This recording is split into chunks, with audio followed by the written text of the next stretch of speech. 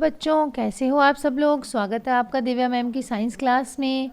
आपने पिछले वीडियोस देख लिए होंगे मेरे, आपको ध्यान ही होगा। आज अपन 2.4.2 से लवणों का पीएच यहाँ से पढ़ेंगे बच्चों। तो बच्चों, इससे पहले कि मैं आगे पढ़ाऊँ, आप मेरे पिछले वीडियोस को ध्यान से देखिए और जो मैं पढ़ा रही हूँ उसको समझने की कोशिश करिए। और अगर आपको पसंद आ रहा है तो मेरे चैनल को लाइक, शेयर और सब्सक्राइब भी कर दीजिए। तो बच्चों, क्रियाकलाप 2.14, निम्नलिखित लवणों के नमूने एकत्रित कीजिए। Sodium chloride, potassium nitrate, aluminium chloride, zinc sulphate, copper sulphate, sodium acetate, sodium carbonate और सोडियम हाइड्रोजन कार्बोनेट। कुछ अन्य लवण जो हैं वो उपलब्ध हों। जल में इनकी विलेयता की जांच कीजिए। इन लवणों को क्या करना है, हमको जल में घोलना है। केवल आश्रित जल का उपयोग कीजिए, यानी मिनरल वाटर जो होता है, आश्रित जल, डिस्टिल वाटर, उसका उपयोग करना है। लिटमस पर इन विलयनों की क्रिया की जांच कीजिए एवं पीएच पेपर का उपयोग इनके पीएच के मान का पता लगाइए। कौन से लवण अम्लीय हैं, क्षारीय हैं या उदासीन हैं। लवण बनाने के लिए उपयोग होने वाले अम्ल या क्षार की पहचान कीजिए। अपने प्रेक्षणों को सारणी 2.4 में लिखिए। बच्चों, प्रबल अम्ल एवं प्रबल क्षारक के लवण के पीएच का मान 7 होता है। बच्चों, ये बहुत इंपॉर्टेंट लाइन है। अगर हम अम्ल भी प्रबल लें और क्षार भी प्रबल लें तो उसका पीएच जो बनेगा लवण का वह उदासीन यानी 7 होगा। ये उदासीन होते हैं।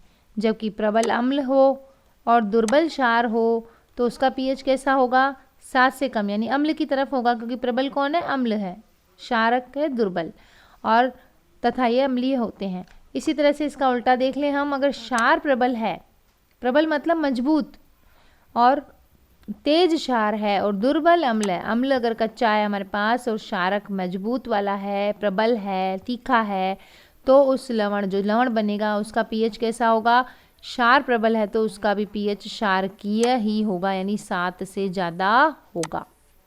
अब है 2.4.3 साधारण नमक से रसायन। आप जानते हैं कि हाइड्रोक्लोरिक अम्ल और सोडियम हाइड्रोक्साइड के विलयन की हाइड्रोक्लोरिक अम्ल एवं सोडियम हाइड्रोक्साइड के विलयन की अभिक्रिया से उत्पन्न लवण को सोडियम क्लोराइड कहते हैं। इसी लवण का हम अपने भोजन में उपयोग करते हैं। ऊपर के क्रियाकलाप में आपने देखा होगा कि यह एक उदासीन लवण है। सोडियम क्लोराइड कैसा लवण है, उदासीन लवण है। समुद्री जल में कई प्रकार के लवण घुले होते हैं। इन लवणों से सोडियम क्लोराइड को पृथक किया जा सकता है। विश्व के कई भागों में भी ठोस लवण का निक्षेप होता है। बड़े आकार के यह क्रिस्टल प्राय अपद्रव्यों के कारण भूरे रंग के होते हैं। इन्हें खनिज नमक कहते हैं। यह खनिज नमक तब बने जब युगों के व्यतीत होने के साथ समुद्र का कोई हिस्सा सूख गया। खनिज नमक का खनन भी कोयले की तरह ही होता है।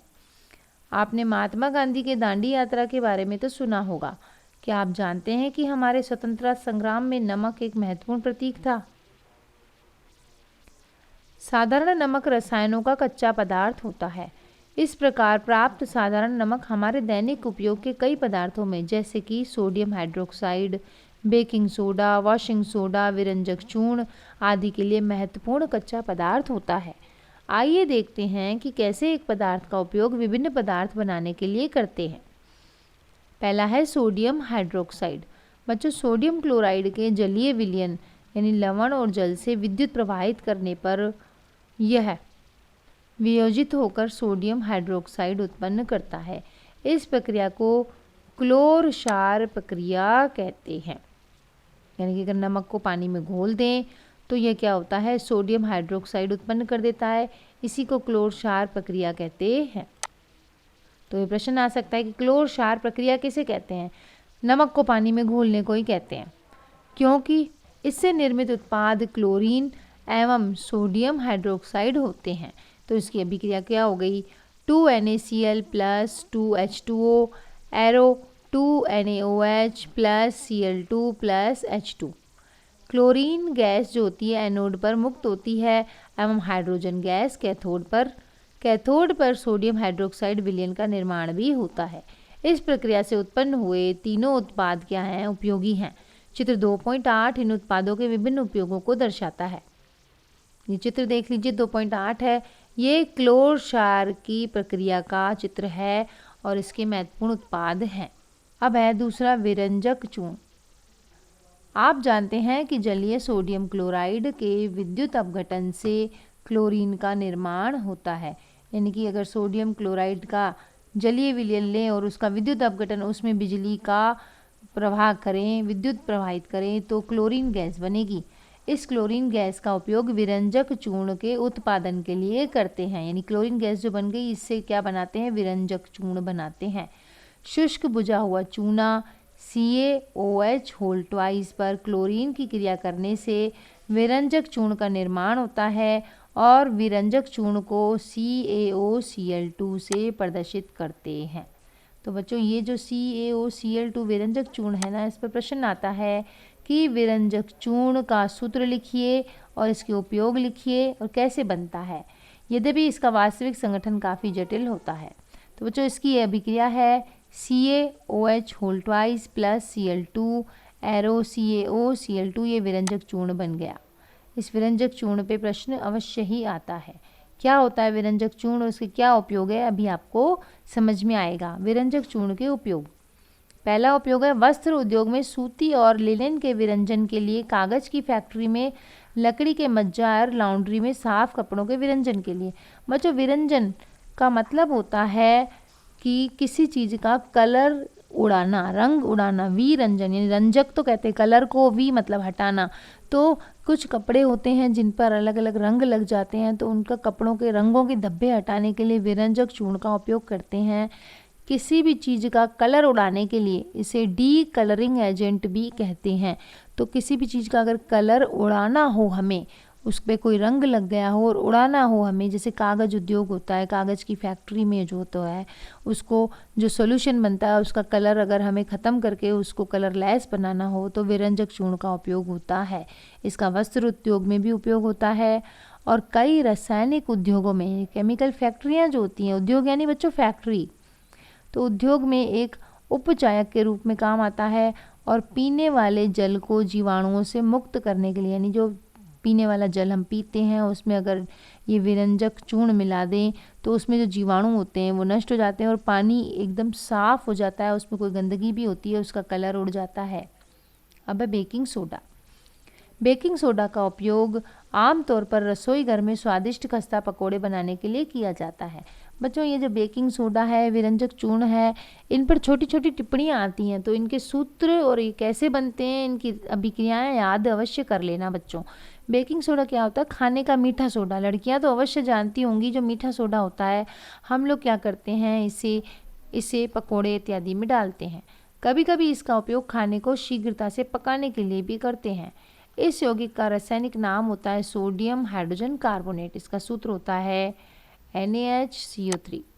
ये होता है खाने का सोडा या बेकिंग सोडा। इसको बनाने में सोडियम क्लोराइड का उपयोग एक मूल पदार्थ के रूप में किया जाता है। ये भी NaCl यानी नमक से बनता है।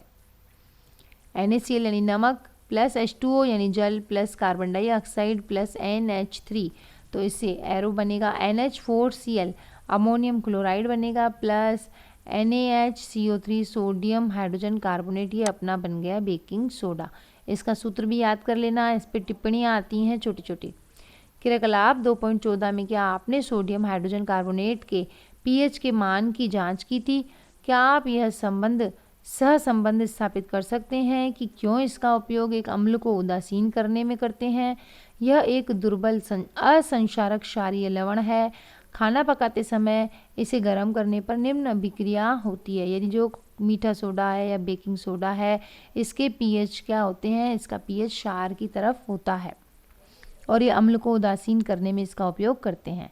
तो इसमें निम्न अभिक्रिया होती है। यदि इसे गर्म करते हैं तो NaHCO3 ऊष्मा यानी गर्म करा, तो गर्म करा बना सोडियम कार्बोनेट Na2CO3, H उड़ गया बीच में से और H उड़ के जल बन गया H2O plus CO2। Sodium hydrogen carbonate का उपयोग हमारे घरों में अनेक प्रकार से किया जाता है। क्या उपयोग है इसके? पहला है बेकिंग पाउडर बनाने में। जो बेकिंग सोडा, जो बेकरी की फैक्ट्रियाँ होती है ना, केक वगैरह बनते हैं, वहाँ पर बेकिंग सोडा काफ़ी उपयोग किया जाता है। ब्रेड बनाने में सोडियम हाइड्रोजन कार्बोनेट इसका वैज्ञानिक नाम है। एवं टार्टरिक अम्ल जैसा एक मंद खाद्य अम्ल का मिश्रण है। जब बेकिंग पाउडर को गर्म करते हैं या जल में मिलाते हैं तो निम्न अभिक्रिया होती है। NaHCO3 plus H plus arrow CO2 plus H2O plus अम्ल का सोडियम लवण। इस अभिक्रिया से उत्पन्न कार्बन डाइऑक्साइड के द्वारा पाव रोटी या केक में खमीर उठाया या फुलाया जाता है और इससे ये मुलायम और स्पंजी हो जाता है। बच्चों ये जो अभिक्रिया थी, आप इस अभिक्रिया में देखिए ये सोडियम बाइकार्बोनेट यानी कि बेकिंग सोडा जो है, इसको अगर गर्म करते हैं तो ये कार्बन डाइऑक्साइड गैस बनती है। ये कार्बन डाइऑक्साइड गैस बनती है तो जहाँ बेकिंग पाउडर डाल देते हैं, जैसे ब्रेड में डाल दिया, तो वो फूलने लगती है, उसमें कार्बन डाइऑक्साइड निकलती है। निकलने से वह ब्रेड और पाव क्या हो जाते हैं, फूल जाते हैं, मुलायम और स्पंजी हो जाते हैं। दूसरा है सोडियम हाइड्रोजन कार्बोनेट भी एंटी एसिड का एक संगठन है, यानी अगर पेट में एसिडिटी हो जाती है तो भी बेकिंग सोडा को पानी में घोल के हम पी सकते हैं। क्षारीय होने के कारण यह पेट में अम्ल की अधिकता को उदासीन करके राहत पहुंचाता है। और तीसरा, इसका उपयोग सोडा अम्ल अग्निशामक में भी किया जाता है। अग्निशामक बच्चों, कहीं पर आग लग जाती है तो सिलेंडर्स लगे हुए होते हैं, आपने देखा होगा हॉस्पिटल वगैरह में, तो उन सिलेंडरों में भी बेकिंग सोडा अम्ल के रूप में इसको रखते हैं ताकि वो अग्नि लगी हुई बुझा सके। अब धोने का सोडा Na2CO3.10H2O, ये धोने के धावन सोडा भी इसको कहते हैं। तो आपका इसकी टिप्पणी आती है कि धावन सोडा पर टिप्पणी लिखिए, बेकिंग सोडा पर लिखिए या फिर विरंजक चूर्ण पर लिखिए। तो अपने को इन सब के सूत्र याद रखने हैं। एक अन्य रसायन जिसे सोडियम क्लोराइड से प्राप्त करते हैं, इसे भी किससे प्राप्त करते हैं, नमक से। आप ऊपर देख चुके हैं कि बेकिंग सोडा को गर्म करने पर सोडियम कार्बोनेट प्राप्त किया जा सकता है। सोडियम कार्बोनेट के पुनः क्रिस्टलीकरण से धोने का सोडा प्राप्त होता है। यह भी एक क्षारकीय लवण है। ये क्षारकीय लवण क्यों है तो ये लवण ही, लेकिन इसमें क्षार के गुण ज़्यादा हैं। इसका है सूत्र Na2CO3 यानी सोडियम कार्बोनेट है प्लस 10H2O एरो Na2CO3.10H2O। ये सिंपल सोडियम कार्बोनेट को जल के साथ क्रिया कराने पर प्राप्त होता है। 10H2O क्या दर्शाता है यहाँ पर, यह दर्शाता है कि Na2CO3 में जल की मात्रा, जल के 10 अणु हैं। इसका हम जवाब अगले भाग में पढ़ेंगे। सोडियम कार्बोनेट एवं सोडियम हाइड्रोजन कार्बोनेट कई औद्योगिक प्रक्रियाओं के लिए उपयोगी रसायन है, यानी फैक्ट्रियों में ये काफ़ी काम आता है। अब है धोने के सोडे के उपयोग। आप सभी को मालूम है जो कपड़े धोने का सोडा होता है किस किस काम आता है। पहला इसका उपयोग है सोडियम कार्बोनेट का उपयोग कांच, साबुन और कागज़ की फैक्ट्री यानी उद्योगों में होता है। इसका उपयोग बोरेक्स जैसे सोडियम यौगिक के उत्पादन में होता है। बोरेक्स बनाते हैं तो इसी से बनाते हैं। सोडियम कार्बोनेट का उपयोग है घरों में साफ सफाई के लिए होता है। यह जल की स्थायी कठोरता को हटाने के लिए भी उपयोग में लाया जाता है। अब है 2.4.4 क्या लवण के क्रिस्टल वास्तव में शुष्क हैं। तो बच्चों इसके लिए क्रियाकलाप 2.15 करेंगे। कॉपर सल्फेट के कुछ क्रिस्टल को शुष्क क्वथन नली में गर्म कीजिए।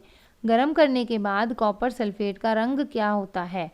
क्वथन नली में क्या जल की बूंदें नजर आती हैं और ये कहाँ से आई।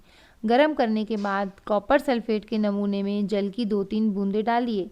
क्या आप प्रेक्षण करते हैं क्या कॉपर सल्फेट का नीला रंग वापस आ जाता है। बच्चों चित्र है क्रिस्टलन जल का हटाना। ये एक परख नली है। इस परख नली में क्या डाला है, कॉपर सल्फेट डाला है और ये कॉपर सल्फेट जब गर्म होता है तो जल की बूंदें परख नली पर आ जाती हैं, यानी इसमें जो जल था वह उड़ जाता है। शुष्क दिखने वाले कॉपर सल्फेट क्रिस्टलों में क्रिस्टलन जल होता है। इसमें कौन सा जल होता है, क्रिस्टलन जल। जब हम क्रिस्टल को गर्म करते हैं तो यह जल हट जाता है और ये जल हटने से लवण का रंग कैसा हो जाता है, सफ़ेद, और जल जोड़ने से वापस इसका नीला रंग वापस आ जाता है। यदि आप क्रिस्टल को पुनः जल से भिगोते हैं, वापस अगर उसमें जल डालेंगे तो वह वापस कैसा हो जाएगा, नीला। तो गर्म करने पर सफ़ेद हो जाता है और पानी डालने पर वह नीला हो जाता है। कौन, कॉपर सल्फेट का क्रिस्टल। अब है बच्चों लवण के एक सूत्र इकाई में जल के निश्चित अणुओं की संख्या को क्रिस्टलन जल कहते हैं। ये क्रिस्टलन जल की परिभाषा है, इसे याद कर लीजिएगा आप। जो भी लवण होते हैं, लवण यानी कि जैसे नमक है, सोडियम क्लोराइड, सोडियम कार्बोनेट इत्यादि, इनमें लवण के में जितना जल होता है, एक निश्चित अनुपात में जल के अणु होते हैं, तो उसको क्रिस्टलन जल कहते हैं। कॉपर सल्फेट की एक सूत्र इकाई में जल के 5 अणु उपस्थित होते हैं और जलीय कॉपर सल्फेट का रासायनिक सूत्र होता है CuSO4.5H2O। क्या आप बता सकते हैं कि Na2CO3.10H2O का अणु आर्द्र है या नहीं? आर्द्र मतलब या कि गीला होता है जल की तरह? हाँ बिल्कुल, इसमें जल की मात्रा होती है। जिप्सम एक अन्य लवण है जिसमें क्रिस्टलन जल होता है। इसमें क्रिस्टलन के जल के 2 अणु होते हैं और इसका सूत्र होता है जिप्सम का। इस जिप्सम का भी प्रश्न आता है बच्चों। इसका सूत्र होता है CaSO4.2H2O। अब हम इस लवण के उपयोग पर ध्यान देते हैं कि जिप्सम क्या होता है। बच्चों, प्लास्टर ऑफ पेरिस जिप्सम को 373 के पर गर्म करने पर यह जल के अणुओं का त्याग कर देता है और कैल्शियम सल्फेट अर्ध हाइड्रेट हेमीहाइड्रेट यानी CaSO4 आधा अणु जल का H2O बनाता है। इसे कहते हैं plaster of Paris. Plaster of Paris क्या होता है? ये जिप्सम ही होता है बच्चों। तो जिप्सम में से अगर जल को उड़ा दें और आधा ही अणु जल का रखें यानी CaSO4, तो यह क्या हो जाता है? प्लास्टर ऑफ पेरिस यानी POP बन जाता है। इस पदार्थ का उपयोग डॉक्टर टूटी हुई हड्डियों को सही करने पर करते हैं। आपने देखा होगा, इस पदार्थ का उपयोग डॉक्टर टूटी हुई हड्डियों को सही जगह पर स्थिर रखने के लिए करते हैं।